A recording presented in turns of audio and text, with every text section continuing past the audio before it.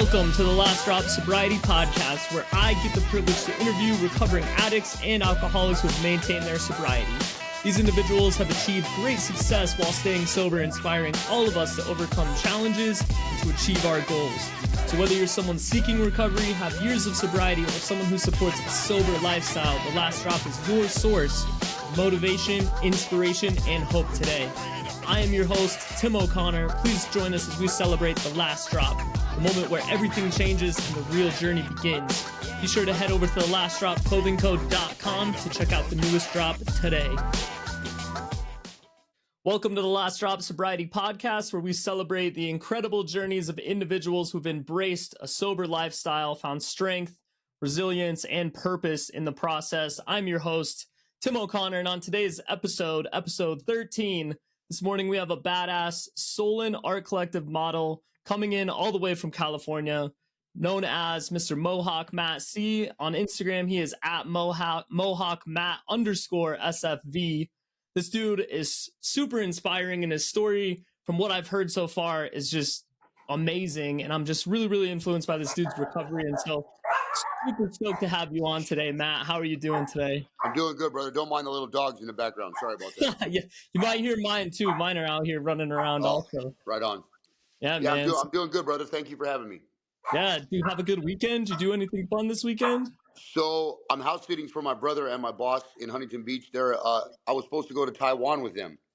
Damn. And one of the things in getting sober, we still deal with the wreckage of our past. Certain countries are non-felon friendly. And after buying my ticket, we realized Taiwan is one of those countries. What? They just, because of your history, they're like, well, no? Certain countries, it doesn't matter how much you've changed. If you're a felon, I want to say Canada, Australia, New Zealand, Scotland, Japan just changed it, I'm understanding. Taiwan, Macau, some of these places, they don't care. You're not allowed to go in the country. Yeah. Dude, that's crazy. And I got a little nervous when we found out Taiwan is on the list. Now they told me you might be able to slide through, and I'm like, I'm not trying to slide through into an Asian country. No way. No, like, if you stop me and detain me, I don't want to go back to California jail, let alone jail in Taiwan. Dude, yeah, I do not blame you. That's crazy. I didn't know that. Do they like run background checks, or how do they? From what I understand, what happens is you fill out a form on the plane. I just got my passport too, so I haven't even got to use my passport. But I guess you fill out a form and you have to declare if you're a felon. Oh, now, and that's then they just can't accept you. You got to like turn back around. Well, what happens is there's a couple options. I called the consulate, the embassy. The embassy told me, okay, so your options are, number one, looking like you look. You're guaranteed going to be questioned when you get off the phone. I mean, I'm covered face, tattoos. I'm going to be questioned. You have the option of lying and saying you're not a felon, and they might let you slide through. But when you look like me, I'm going to be questioned whether I told the truth or not. So, and then if they find out you lied, you can be arrested for lying, falsifying an immigration document. Oh my God, dude, that is crazy. Yeah. That is insane, dude. Well, that's a bummer. I'm sorry you couldn't go over there. It's okay. So I'm house sitting for my friend, and I went to an art show yesterday for one of our artists who passed away, and I had a good weekend so far. Dude, that's awesome, man. Very cool. Yeah, so basically I'm doing this new thing on the podcast where I'm bringing a topic to try and tie it into your story from what I've heard from you so far in our conversations. And so today, the topic is growth. And so defined in the dictionary, growth is the process of developing or maturing physically, mentally, or spiritually. So how do you feel like you've grown since you got sober? That's a good question. When I first got sober, I was one of those guys that, like a lot of people, I didn't know how to have a relationship. I didn't even know how to have a successful booty call. Yeah, I could blow a guaranteed booty call. I would ruin it. Totally. I would fight in meetings. I would fist fight. People disrespected me. I still had that tough guy, like, oh, you're going to like, I'm talking like I've turned over chairs and fist fought in meetings. I've embarrassed myself. I've embarrassed my sober group. I've embarrassed my sponsor acting like an asshole. For sure. I still act like an asshole sometimes, but I think, like, for me, right now I'm coming up on just short of like a month or two of 6 years. And okay. Yeah, I think growth for me is one of the biggest things I've been talking about in my sober group on Facebook is I don't have to agree with everything people do. And frankly, I don't. I don't agree with a lot of things that go on in the program still. I don't agree with a lot of Mm, people and their choices. And one of the biggest things I've learned for me, growth, I have the ability today of leaving. I can yes. walk away. I can get away from you. I don't have to hang out with you. I don't have to. One of the policies in the program is called love and tolerance. I struggle with that because I'm not one of those guys that feels like I have to be uncomfortable to grow. I don't agree with that. I feel Mm, that, I like mean, it. yes, it does work for some people, but for me, I grow more when I'm not forcing myself around people and things I don't like. If I don't like you, I can Ooh, leave. I don't have to continue to help you for my sobriety. My sobriety is good. yeah. I work on it daily. I help others, and I don't feel like I need to be around people I don't agree with. If you're doing stuff I don't like, even if it's Yeah, like for instance, everything from illegal, and there's a lot of people that do normal stuff that I don't like. I don't need to for be around sure. you. I can leave. So growth for me, a lot of the times lately, has been the ability to walk away, stay away from people, places, and things I don't agree with. Yeah. I don't go to many meetings anymore. I struggle with a lot of I have a lot of issues with the program itself. I think I mentioned to you, like a lot of the Yeah. policies, a lot of people do a lot of messed up stuff, but they're off drugs. And I Yeah. find when I go to meetings, I know so much about people's personal lives in my group because the Valley's big, but it's also a small community. Yeah. I know Okay. everybody's bullshit. And when you're at the podium spitting off this big book stuff and you're cheating on your wife, you're doing tax evasion, you're running a treatment center that does insurance fraud, I'm one of those dudes that, Oh, yeah, I'm not going to sit there and listen to you. To me, you're fuck doing no. insurance fraud. You're paying clients to come to treatment. You're cheating on your wife. I'm like, how can I listen to you at the podium? Your message, Yeah. to me, I try to do the best I can. And I might be more blunt and outspoken than most, but growth has to do with I don't have to be in that meeting with you and listen to you. Yeah. Totally. I I'm agree comfortable. 100%. Yeah, I'm comfortable if I miss a meeting 3 times a week. I'll be okay. Yeah. I've Right. learned how to stay sober. Yeah.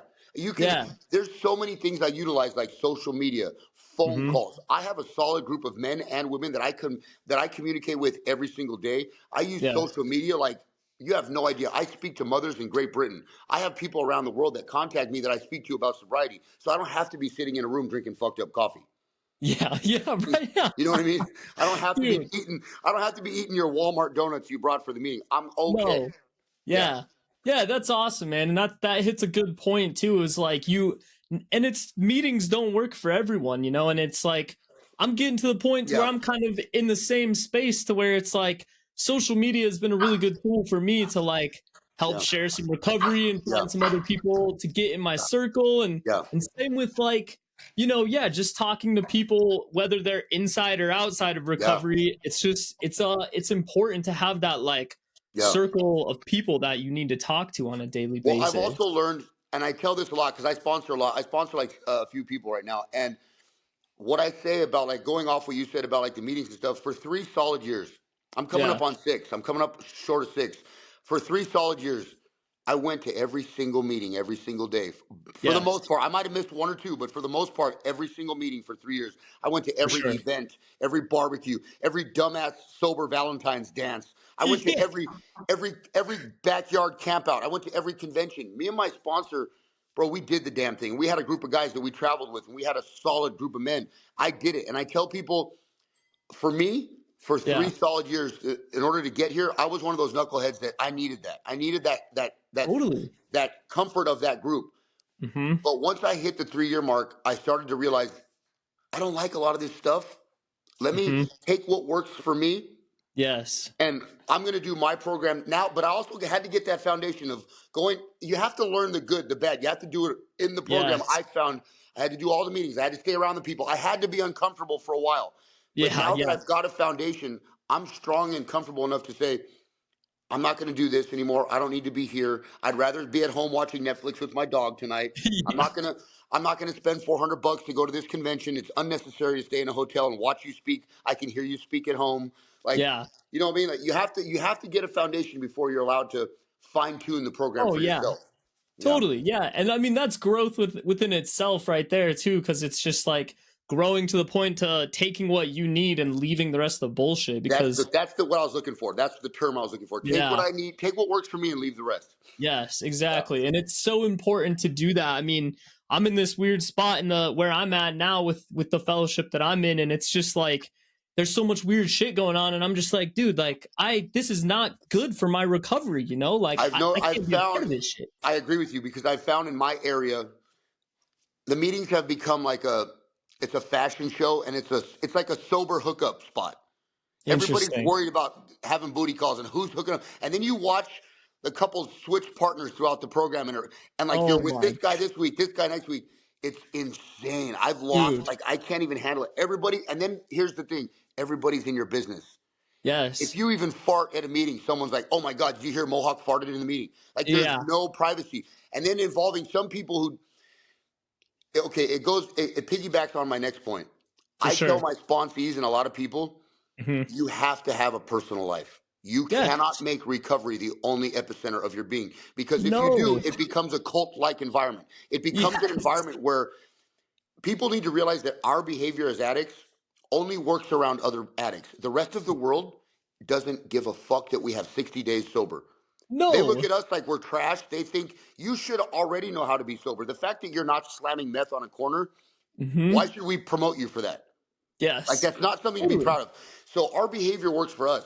So you have to have a personal life so you learn to navigate the real world Mm. and the Yeah. sobriety world. Then you also have to have an employment life. You have to have a work life that doesn't work with either. So Yes. the people I 100%. find that make that program the epicenter of their whole well-being, I Mhm. find that you don't grow socially. You're not Yeah. going to grow, and no offense to anyone, how they do their journey, but you have to grow socially because that program does keep you in an essence of stunted growth because that Ooh. behavior only works in those rooms. It doesn't work when you're out in the street. If you come to the tattoo industry world like me and you act Yeah. like that, you get in people's business, there's a chance you could get smacked in the mouth. That's Oh, not yeah. gonna, Totally. nobody's going to love and tolerate you out of that. There's some behaviors that you could still get smacked for. Yeah. So you got to watch yourself. You have to learn how to navigate the real world, the recovery world, employment. You know what I mean? Mhm. Yeah, yeah, dude, that's such a good point, man. That is such a good point. That's good shit, dude. I love it. I love it. So, how do you feel like using affected your growth spiritually, mentally, or physically?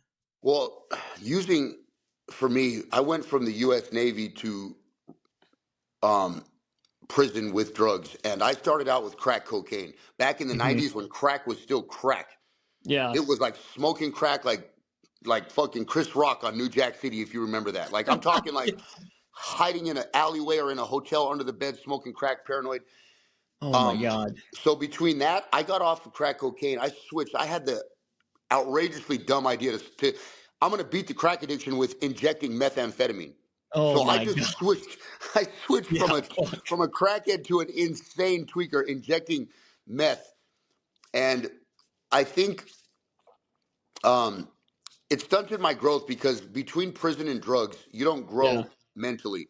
I went also into prison for about 19 years, Mhm. and I continued my drug addiction in prison. I picked up a little bit of Wow. a heroin habit on top of all that too. I switched back and forth with meth and heroin, and Mm, I feel like I did all that time, and I come home from prison acting and still mentally thinking I'm 25. for sure. I'm Yeah. 46 years old and I still dress like I'm 21 years old. I mean, my Yeah, growth, I feel you. I'm still finding out at 6 years sober, I'm growing an inch by an inch every couple years mentally. So I'm not Yes. matured as like a normal 46-year-old should own his own home, should be close to getting ready for retirement. Like we're getting ready Mm, for the peaceful part of our lives. I'm still playing catch up. totally. I mean, Yeah, I feel that, bro. it might look like I'm successful on social media, but I don't have a retirement plan. I don't own my own humongous home yet. Like, Totally. I'm still growing mentally and maturing because that drug, it keeps you in a world where you're not growing, dude. Yeah. You know, it's Yeah. bad. Yeah. I yeah, I agree, man. It's like I started using probably when I was like 12 or 13 Wow, just you're to, way before me. Damn. yeah, dude, just to like cope with, I was going through all sorts of trauma when I was younger, and it was Yeah. like I that was the only way I could cope. And like when I first found out, like, wow, when you drink or when you do this or Yeah. whatever, like it makes all that shit go away. And Yeah. so when I got clean, it was like I was a teenager living inside like a 30-year-old's body. And I'm That's like, that's like me. I'm like a mid 20-year-old, mid to late 20-year-old living in a 46-year-old's body. Yeah. yeah. And Yeah. it's, I've had to like listen to books about emotion and like Yeah, empathy and how to communicate better. And it's just like it blows my mind because there's still some parts of me to where like, dude, I feel like I'm a teenager still, and I feel I like agree. I I agree with think you. like a teenager I still, agree you with know. you. And Yep. it's like, yeah, using stunted my growth mentally and you know, maturely. And it's like so hard playing catch up now and trying to figure out like, how do I understand my emotions better? How do Yeah. I be a better person for others around me without Yeah. being an asshole about it or being immature about it? Yeah. And you know, so like, why did you want to grow mentally or physically today? Because I would like to be a better part of the, I would say, community and the world I'm living in. Like, I don't want to be stuck at 25 because 25-year-olds are still doing 25-year-old shit. Dude, So, I yes, mean, and totally. again, what I want to piggyback off what you said. I didn't start using until I was 21. I was Damn. playing sports and I was an active gang member, selling drugs, getting ready to go into the Navy. My first time trying a drug, I went from not trying marijuana, alcohol, or cigarettes to smoking crack cocaine. I kicked Holy. off the door running. I jumped right into a deep swimming pool. Oh my So yeah, God. it went, and then I lost a potential baseball career. I lost a lot starting off with crack at 21. I didn't Okay. gradually grow into most narcotics and drugs and alcohol like most people. I'm not Yeah, even. I don't drink alcohol, so I don't really consider. I mean, I consider myself an alcoholic because I could use drugs alcoholically, but totally. I don't drink alcohol at all. I never really Okay. did. I was the kind of guy that if I had a drink of whiskey, I'm gonna pass out on you. I'll fall asleep. For sure. Yeah. Yeah. So I'm alcohol really isn't a part of my story, but For sure. Hey, that's all good. yeah, but I didn't try drugs till later. So I definitely am playing catch up. Like I'm trying to get my 25-year-old brain to get at least let's get over the 40-year-old mark now.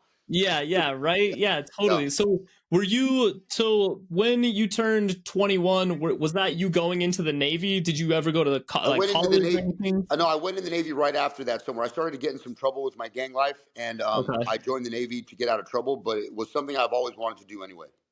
Nice. Okay. Yeah. So when you were in the Navy, were you using in the Navy? Did you get in No, oh trouble no, in the Navy? no. Okay. I was a fireman in the U.S. Navy on an aircraft carrier. Oh wow. So I Okay. didn't. You don't have access to crack on the out on the open seas in Africa. No.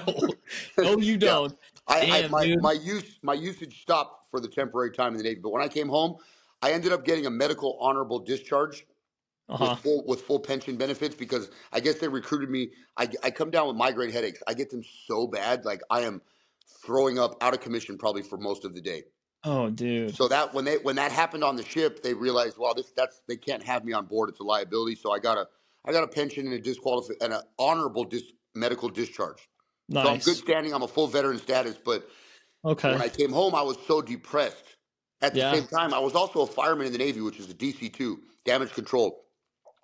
I come home from the Navy, have this bright idea. I'm going to go right into the LA Fire Department. I'm going to be a fireman. I'm an honorably discharged Navy veteran now. Yeah. And then I come to find out there were some underlying political things in the 90s with the Navy where with the fire department where they had some racial quotas. It was called affirmative action. I don't know if you remember that. They Oh yeah, needed yeah. to raise Okay. the ranks of the Asians and Latinos. They couldn't promote or hire white people. So I got shoved to the side after I passed the test.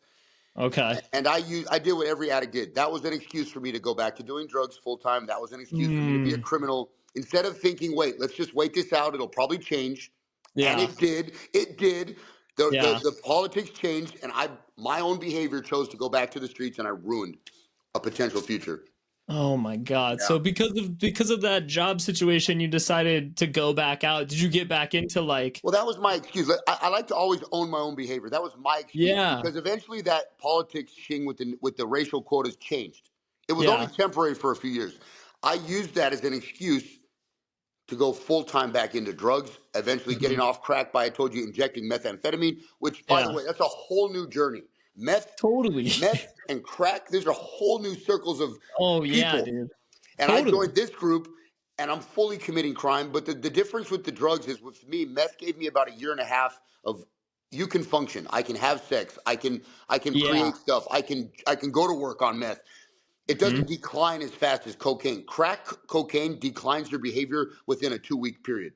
Oh my God, dude. Meth gave me about a good year, maybe year and a half of like semi functioning Functional. behavior. Yeah. Yeah, for Yeah. sure. Okay.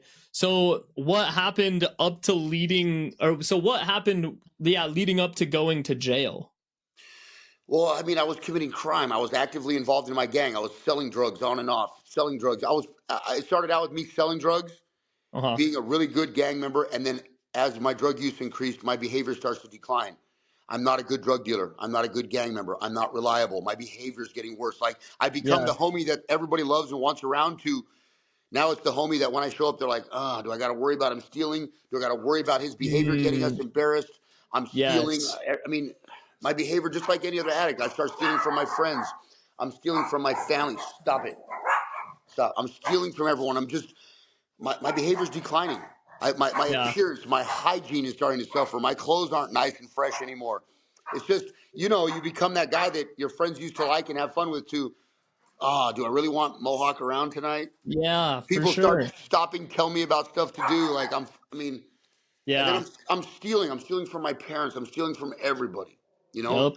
And then Yeah, when I for switched sure. on to meth, when I finally caught it and I'm on meth, now my behavior, like I'm starting to accumulate. I'm not stealing from you. I'm accumulating a bunch of useless crap.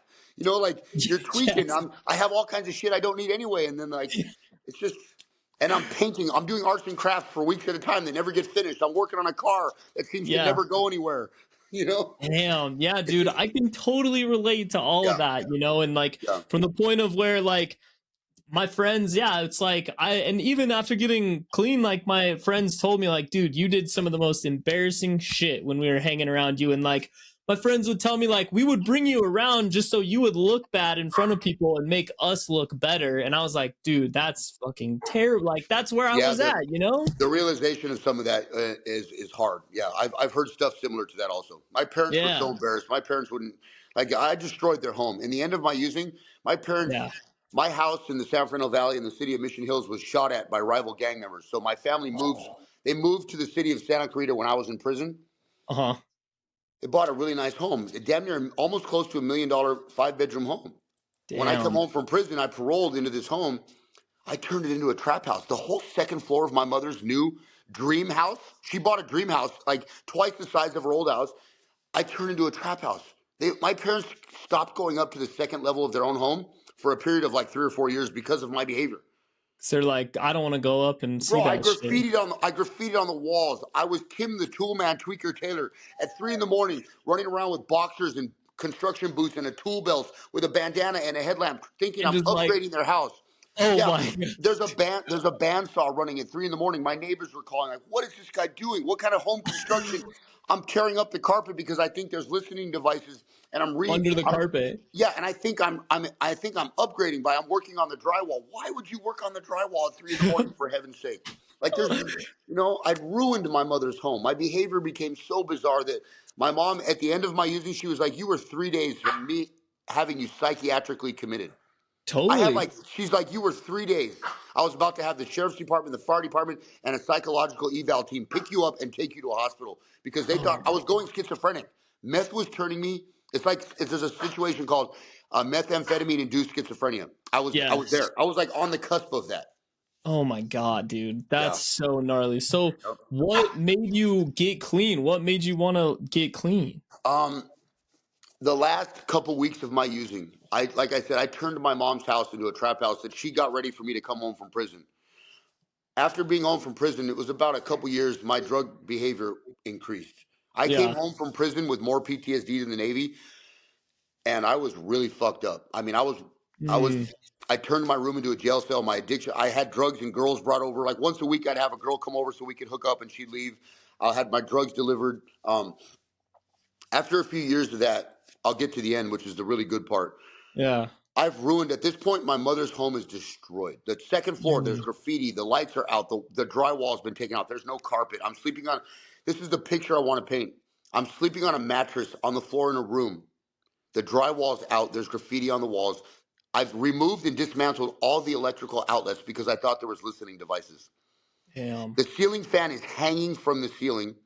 It shakes, makes that loud ghetto shaking sound Yeah. as it wobbles as it's going around because I don't want to turn it off. It's the last piece of electricity that works. I have candles, little tea candles and candles burning on some fucked up furniture that I've destroyed. Oh my God. I'm laying. I have a little desk with like a 13-inch TV monitor that I have a DVD player with stacks of pornography. That's all I can watch at this point. Oh man. I'm Okay. laying on I'm laying on a soiled mattress from sweat, probably piss, probably fucking I don't know, like I'm watching Yeah. porn, so obviously I'm in my addiction where it's like porn, fucking drugs. Um, Yeah. there's a pile of half dirty, half clean clothes that when I say this, I don't fall asleep or wake up. I pass out and come to.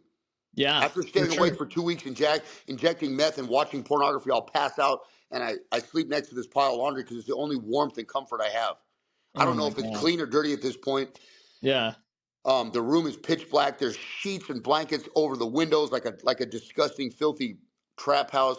Yeah. Yeah. Um, I get to this point where I'm so schizophrenically induced that I think my dad's having sex with my girlfriend. I've got Oh this man. idea in my head so bad that one night I go down and I have this 1990s digital alarm clock that we all used to have on our nightstand plugged in, and I Yeah. pick it up. I run down the stairs and I think my parents have now moved into the living room in their own house. They're so scared of me because they can't kick me out. They've given up on me, but they're not physically capable of removing me from the house. And my Yeah. mom doesn't want to call the cops because that could be my third strike and I never come home from prison. Ooh. So I hit my dad from behind. I mean, like I hit my dad with everything I had as a grown man with this alarm clock because in my brain, I thought he was hooking up with my girlfriend. Mind you, my girlfriend at this point has moved to Pennsylvania. She's not even in our state. Oh man. But Okay. that's the insanity in my head, bro. My head believed this Yeah. scenario. And my dad turns around. I'll never forget him looking at me with every single emotion a father can feel of defeat at that moment: hurt, Hmm. anger, resentment, betrayal, sadness, just depression, like heartbreaking reality of my son just hit me and he's bleeding. He's Oh, bleeding from the back of his head. He looks at me and he doesn't even say, he just says, "Get out of here." And something clicked at that moment. And I turned around and walked back up those stairs, the worst walk of shame ever. And totally. yeah, and when I got back to my room, mind you, for 2 solid weeks, I've been injecting meth. I don't even know where the meth is coming from at this point. For some reason, the baggie just never gets empty. I Oh don't know my if you can god. relate. A lot of people have said they understand that. My baggie never got empty for some reason. Oh I just yeah. kept going. I don't know. And I Uh-huh. wasn't functioning enough to leave the house to get new meth at this point For sure. because I had a Navy pension. So no matter what I do, I always have money every month to Yeah. sneak Yeah. out and go get meth. So when I get back in this horribly dark room and I look Yeah. around, this candle's burning, the mattress is soiled, disgusting. I don't know what kind of fluids are on this mattress at this point. You know what I mean? Because and then Fuck yeah. there's a porn with looping, TV with Yeah. looping porn on it with stacks of filthy, sticky DVDs that I Oh keep gnarly, interchanging. bro. And I get down on my knees and I believe in Jesus and I also believe in Odin because I have some Celtic Viking in my history. So Yeah. Yeah. at this point, I start praying to both of them. And I get on my knees in this dark room and I said, "God, Jesus," because I know Jesus died for my sins. And I say, Mm. "Jesus, Odin, I don't know which one of you is real. I don't know who's stronger. I don't know who's bigger, but I can't do this." I'm like Mm. crying out to both these entities, "Please, can one of you just intervene and stop this? I'm not Yeah. having fun. I have no relationships. People don't want to talk to me. I've isolated the dealers. At this point, the dealers are like, they'll give me $10 a meth just to get me the fuck out of there. They don't even want my money. People, when I show up at this point, people will give me meth just to say, "Get the fuck out of here." Damn. That's how Okay. bad it was. They're giving me shit, so I'll leave. They don't want me hanging out at the trap houses even. I'm not socially accepted anywhere. So I'm praying to these entities and please, can one of you please? And this goes on for about 2 weeks. I don't leave that room much anymore. I'm Oh my deteriorating god. fast. And I'm Yeah. injecting meth and heroin back and forth for 2 weeks. Oh, On the dude. last day, for about 2 weeks, on the last day, I think it was, I counted about 17 shots of meth. And I'm talking full needles full of meth that should put Yeah. me into a Yeah. coma. It's not working. And I'm not missing the vein, dog. I'm not missing. I'm Oh my registering. god. And I did a heroin meth. There's enough heroin and meth in my system, probably more than Kurt Cobain had when he overdosed. A Dude. lot. Holy And I shit. did the last injection on the vein on my penis. That's how serious this was. Yeah. Oh. And again, I didn't miss. It worked. Yeah. And when I put that needle down after that shot, I'm like, 17 shots. It's not working. I'm not getting high and I'm not getting crazier. I'm even. Dude. Yeah. And I sat down and I finally realized I've been praying for this. Something in my head snapped and I sat down and I think I started crying. I said, "Man, I wasn't smart enough to see it, but I finally realized I've been asking you to help me to remove this from me because I can't do it on my own." Yes. And I'm crying, and I get up somehow, and I get to that door, and I hit the door. The door is not even connected anymore. The door just falls in, like just like a bad horror movie. The door falls in back in on me, and Yeah. I go out to the top of the stairs, and I said, "Mom, please, I'm ready. I can't do this anymore." And I'm crying. Uh-huh. And my mom, sure enough, she hears that, and she runs up the stairs. This little old lady, and she says, "Are you fucking ready?" And I said, "Yeah." And and I'm like, "I don't care what you want me to do. Please don't make me go back in that room. I'll do Mm, anything. I don't give a fuck." That room became the symbol of my destruction. That damn. room encompassed all the evil, the pornography, the filth, Yeah, just the dirty behaviors of a drug addict who has given up. totally. And I submitted. I told her, "Whatever you want me, Mom, you want me to clean shit off the toilet bowl, I'll do it. Whatever you need me to do at this point. I don't want to be back in that room doing drugs." And she moved Mm, me into that nice little living room that most families have. You know, that living room where you're not allowed to sit on the furniture? yeah, It yeah. doesn't have a TV. It's the tea room It's the where you have. nice, yeah, it's the tea room. Yeah. Yeah, you entertain visitors. So I moved into that room, and she bought me a new TV and a new DVD player. She upgraded me to normal DVDs, normal movies to watch. And she sat me on that couch, and she bought me some alcohol, and she said, "You're going to drink this for the next couple of weeks. I'm going to get you on a waiting list for rehab, but you're not going to leave this fucking couch." Oh And my I said, God, "Okay." dude. So for 2 weeks, I was on a waiting list to get into detox, and I drank alcohol to keep me even. Yeah. But I did it. I got into detox from that moment, and it started right there. Started right there. Oh my So, God. and for the first 9 months of my sobriety, every Friday, my mom would bring me a bag of Sullen clothing. That's how I got connected to Sullen. She'd bring me a bag of Sullen clothing because she knew I loved it. Kind Yeah. of like dangling a carrot in front of me. Dangle this carrot so I can Totally. make it to the next Friday. And every Friday, I'd get a bag of clothing. And every Friday, I'd make it to the next Friday. And Oh my God, at dude. 9 months, she finally said, "Okay, now go get me something." And I brought her a year. And then I brought her another year. And then I brought her another year. Fuck And now we're yeah, coming up on dude. 6 years. Dude, that's amazing. That's a killer story, dude. Yeah. That's like so metaphorical too of like her bringing you some Solon stuff because it was like then after that, how did you get involved with Well, I Solon? always loved tattoos and clothing. I was already heavily tattooed from prison. Fuck But yeah. you start to when you discover companies like this, you realize the difference in there's nothing wrong with jail tattoos, but you're No. at a different caliber now. Now Yeah. I've been able to, because of this company, to fix all my jail shit and redo it professionally. So it's amazing.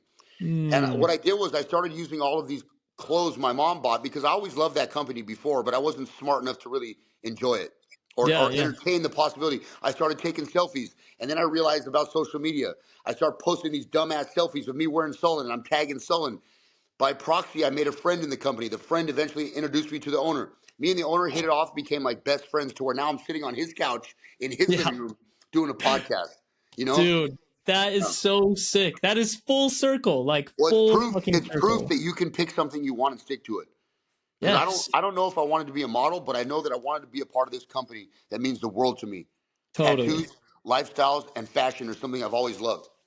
Dude, that is so rad. Yeah. That's such a killer story for sure. Yeah. So why do you want to keep growing today? Do you feel like you have a need to continue growth? Well, yeah, I feel like for all the guys that are behind me, all those, well, we're seeing a shift in the world. I can't necessarily relate to all this fentanyl weird stuff going on. The Yeah. drugs have switched now. So, I mean, I don't, I say this a lot. I can't necessarily relate to that.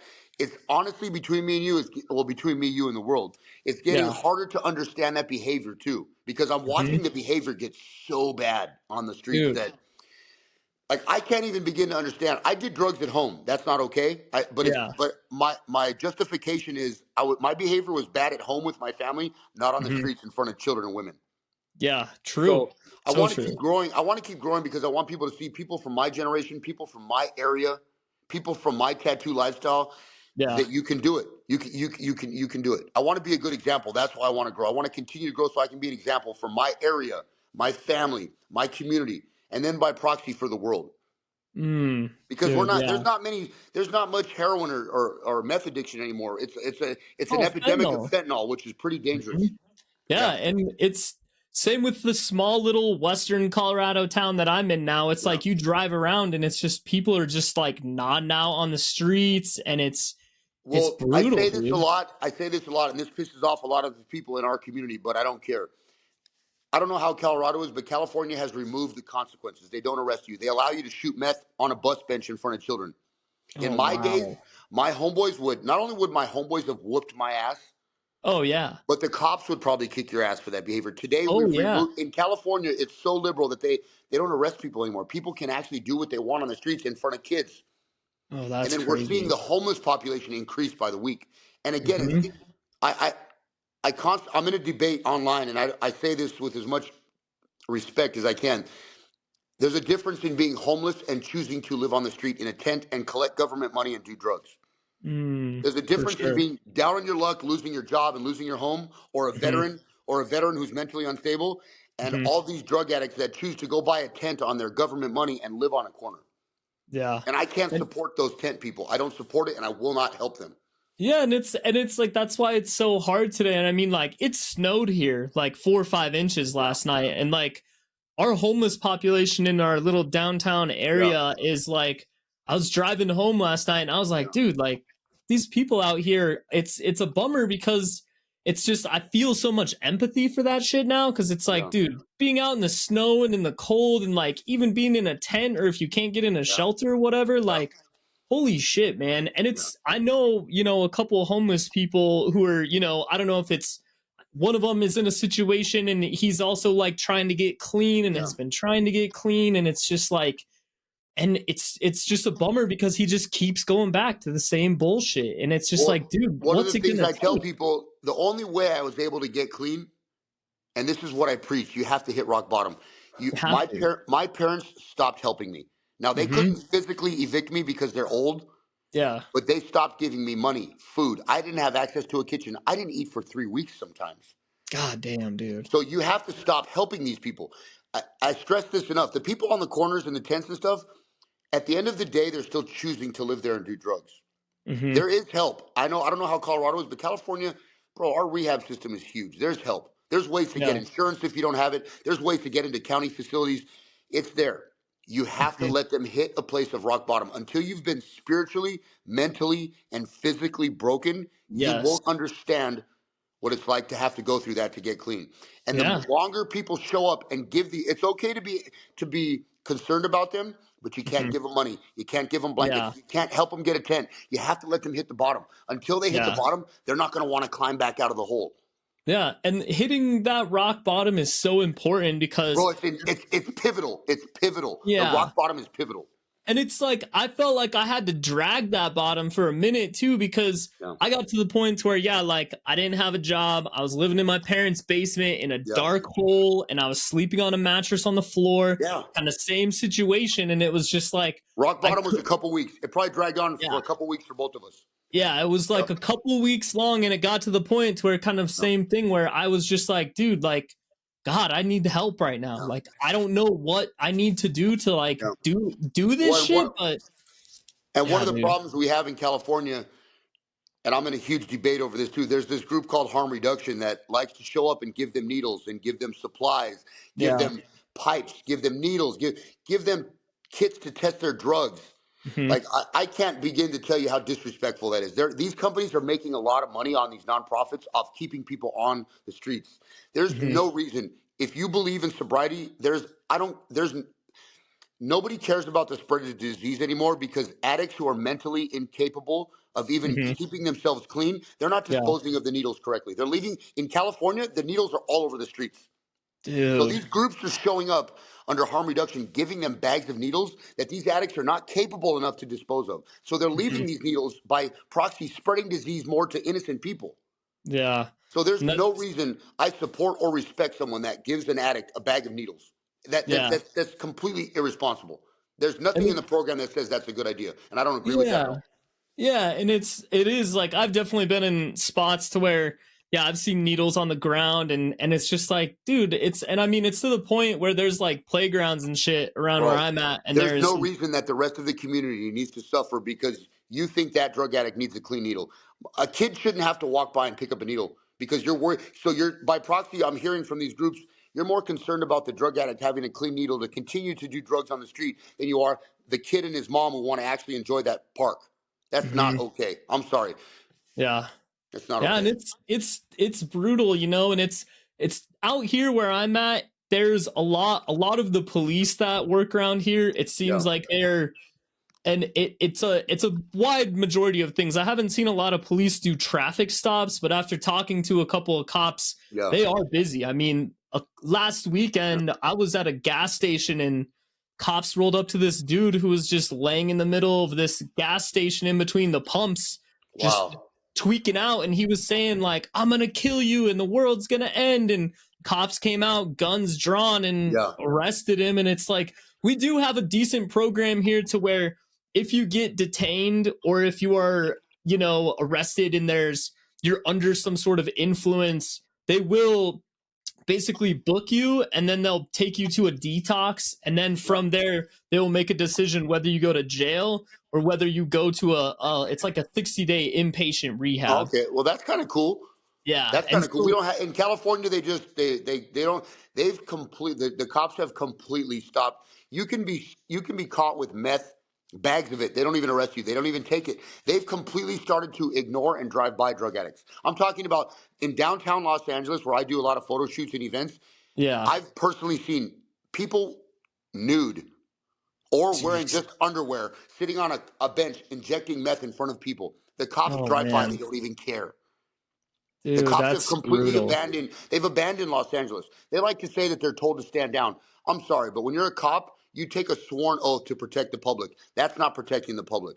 Yeah. I'm And sorry. it's, And I'm one of those dudes I'm strongly about addicts having fucking consequences. I'm sorry. You have yeah.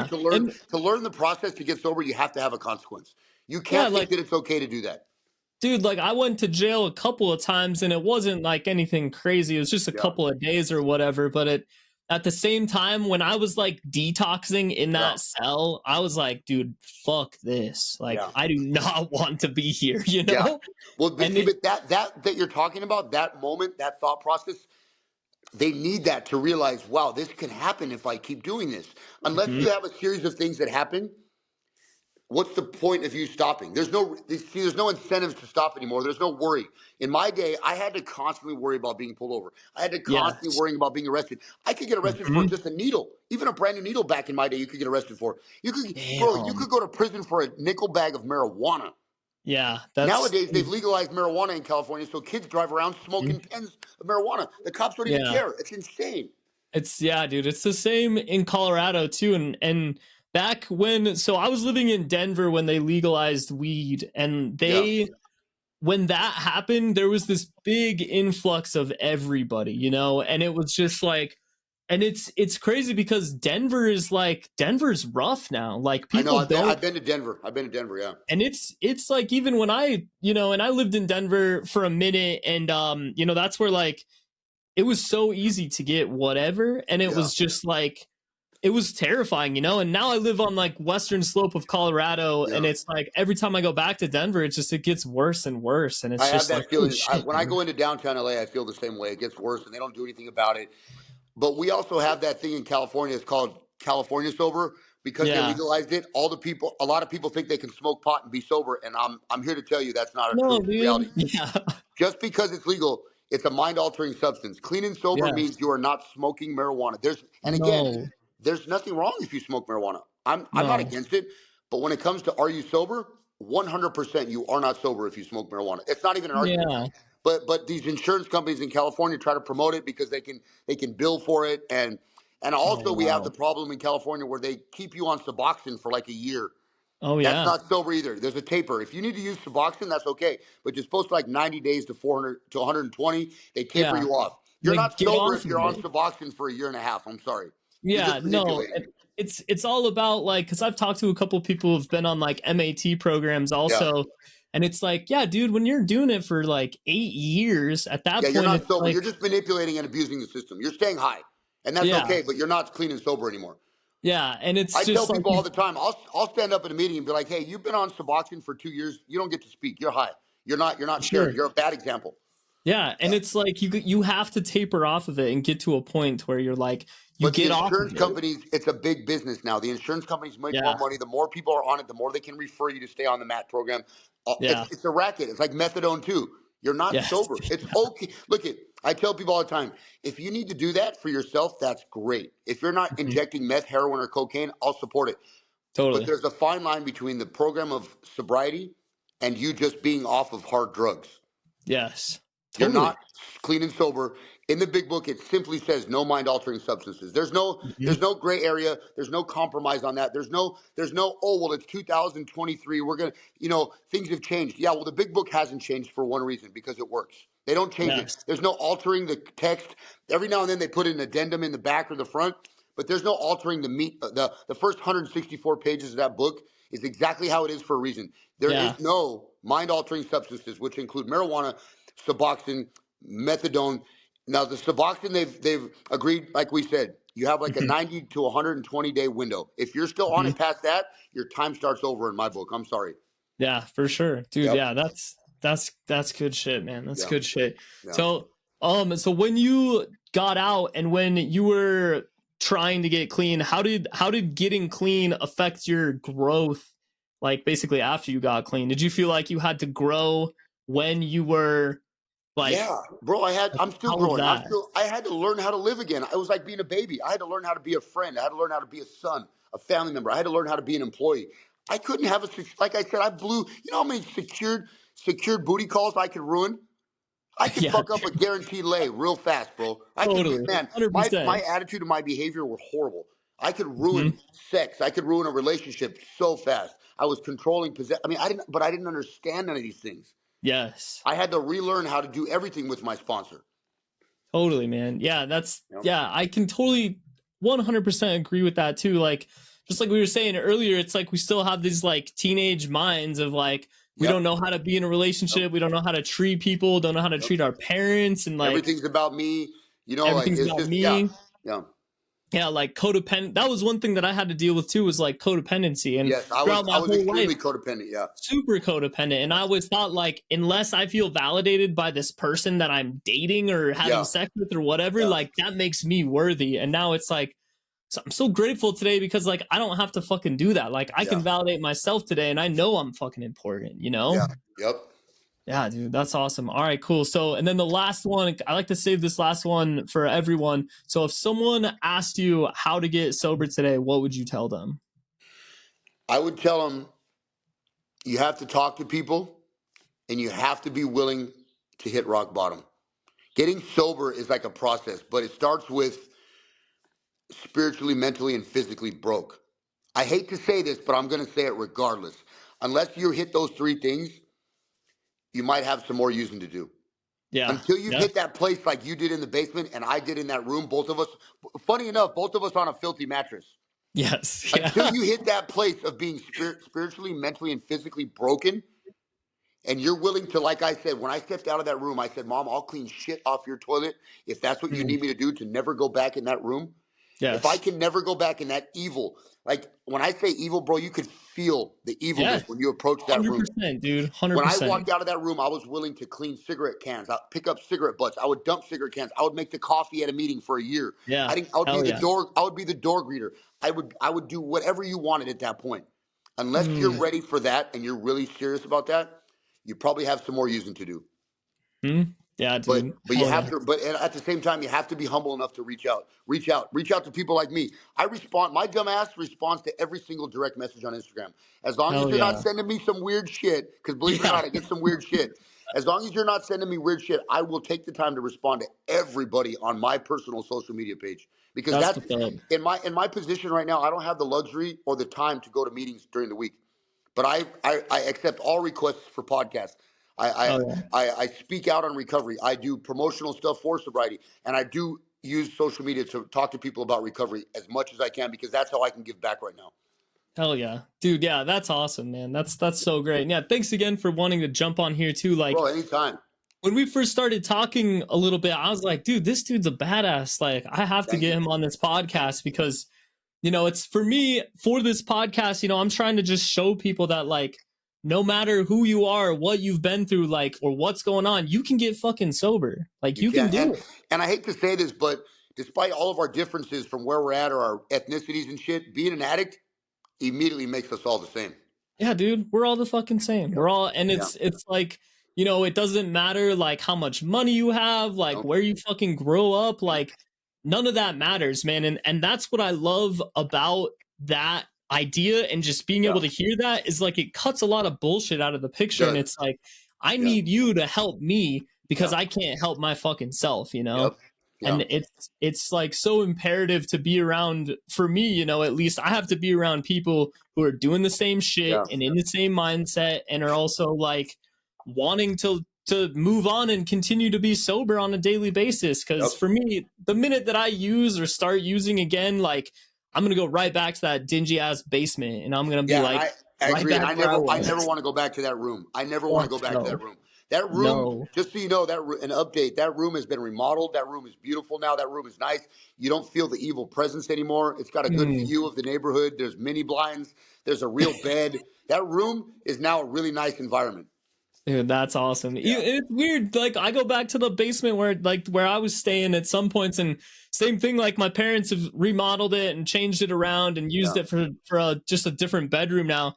And like I still feel it, man. I'm just like I know exactly how I felt when I was in these rooms. And Well, it's good to remember. I like to remember that too. That's why I like to yes, talk about it, because as long as I remember that room, I might not have to go back to it. yeah, exactly. Yeah. We're right on, man. So unfortunately, that is all of the time we have today. Thank you so much, Matt, for You're welcome. being on the Last Drop podcast today. Please go check out his page. He's at Mohawk Matt _SFV on Instagram. Yes, Give sir. him a follow. Check out his other content. He's got some badass shit on there for Thank sure. you. And yeah, man, please head over to www.thelastdropclothingco.com. Check out the new 2024 drop. These items were designed by me for a sober cause. Garments are high quality. Get a free beanie with orders over $75. Yeah, Matt, Right on. thank you so much again, man, for You're welcome, brother. Thank you being so on much here for having me. today. Thank you so much for having me. Yeah, man, great conversation for sure. And be All safe right. out there, everyone. Please help stop the stigma of addiction by sharing this with someone. I'm Timo. I'll catch you on the next episode. Thank you so much for listening. Thanks, Matt. Sounds good. Check it out and listen. Hell yeah. Thanks, bro. Have a good Bye, day. brother.